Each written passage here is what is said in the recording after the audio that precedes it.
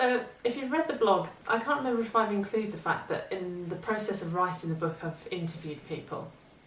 And something common that comes up is, and not just with me, with other trans partners as well, is wouldn't you rather be with someone normal? Or have you ever been with someone normal? And to say normal is incredibly subjective because one person's normal is another's abnormal. So I think really that the question is, have you ever been with someone non-trans? And don't you want to be with someone non-trans? And there's an assumption there that it's an unacceptable relationship and that you wouldn't want to be in it. And yes, I admit that a lot of women are thrown into trans relationships because they may be with somebody who wasn't upfront with them at the beginning of their relationship that they were trans. And I am very unique in my position in as much as I knew I was starting a relationship with somebody who was trans.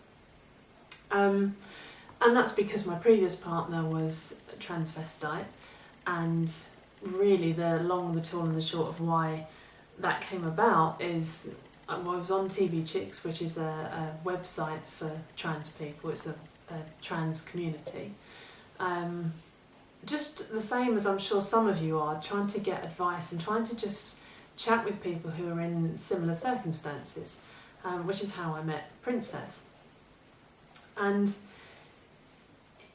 now, having been in 2 relationships that are with somebody who's trans, I would miss that as an element if I was to become in a relationship with somebody who wasn't trans, somebody, i.e.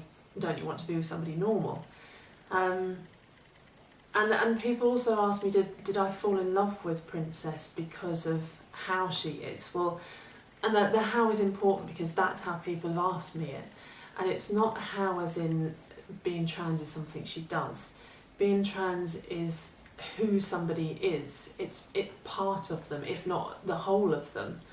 And yes, I did fall in love with Princess because she's trans, because when I first met her, she was so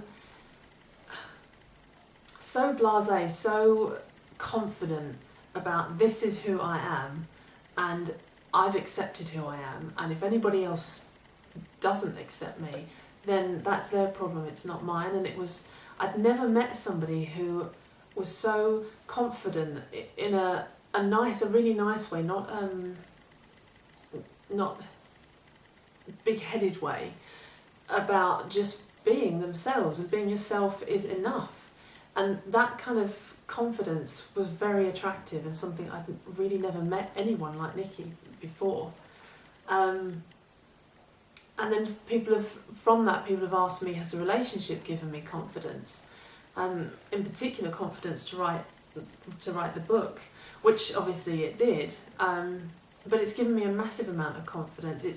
It's inspired me that being me is okay, and I've done a lot of things that I wouldn't have done otherwise.